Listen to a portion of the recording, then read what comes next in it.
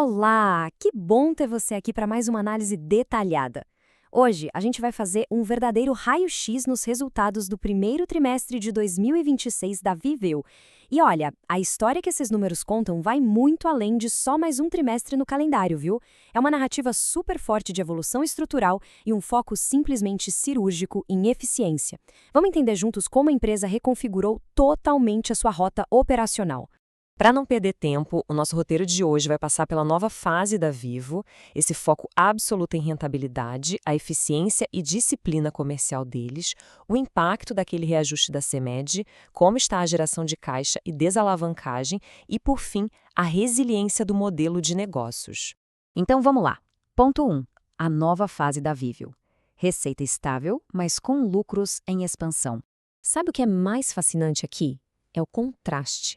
A disparidade entre as métricas de topo e de fundo de funil. A receita líquida ficou ali na casa dos 2,8 bilhões de reais, praticamente estável, com uma alta bem tímida de 1,7%. Mas é aí que a mágica acontece. Essa estabilidade esconde um salto enorme de 30,4% no EBITDA ajustado. Isso é a prova viva de uma guinada estratégica. Aquele foco agressivo só em volume ficou para trás. Agora, a prioridade máxima da companhia são ganhos de altíssima qualidade e, claro, muita rentabilidade. E isso nos leva direto ao nosso segundo ponto, o foco absoluto em rentabilidade e o motor de recuperação de margens. Para quem busca consistência operacional, essa evolução é um prato cheio. A margem EBITDA bateu 7,4% neste primeiro trimestre. E o detalhe que realmente importa para quem está de olho na tese de investimentos é o seguinte: não é um evento isolado, um golpe de sorte. Já são 6 trimestres consecutivos de expansão de margem. As engrenagens dessa recuperação estão rodando lisinhas e ganhando uma atração constante.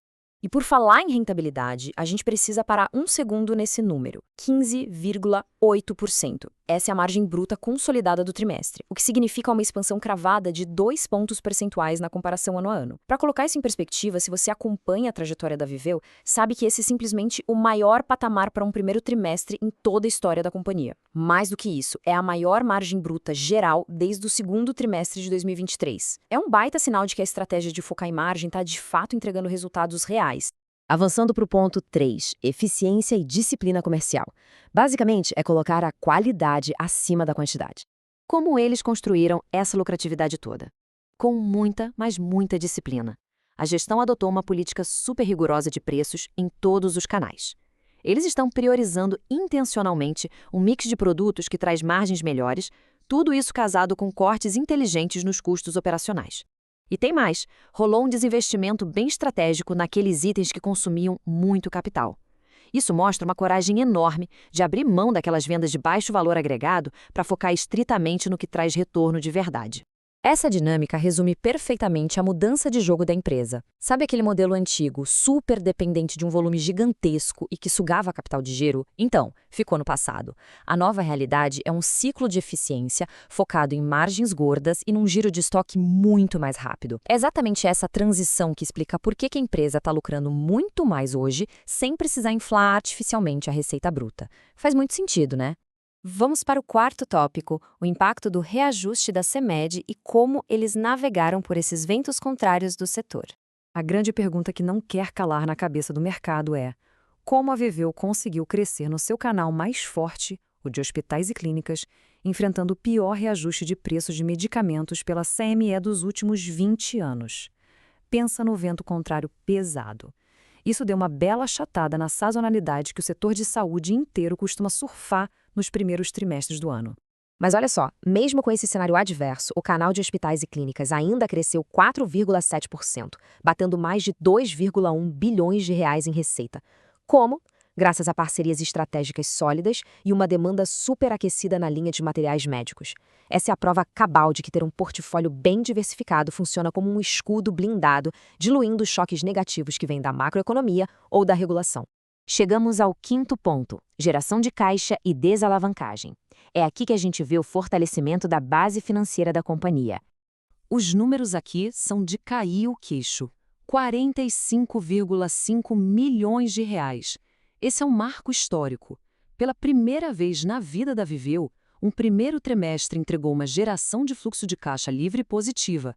É a prova irrefutável de que aquela lição de casa de melhorar a gestão do capital de giro, somada a um EBITDA mais forte, está virando dinheiro de verdade no caixa. É proteção e solidez financeira pura. E qual é o efeito direto dessa injeção de caixa? A queda da alavancagem financeira. O indicador de dívida líquida sobre EBITDA ajustado despencou para 3,88 vezes. Só para você ter uma ideia do peso disso, esse é o melhor patamar que eles atingiram desde o terceiro trimestre de 2024. Fica evidente que reduzir o endividamento era uma prioridade absoluta da gestão, e eles estão entregando isso na prática. E não dá para olhar para isso de forma isolada, tá?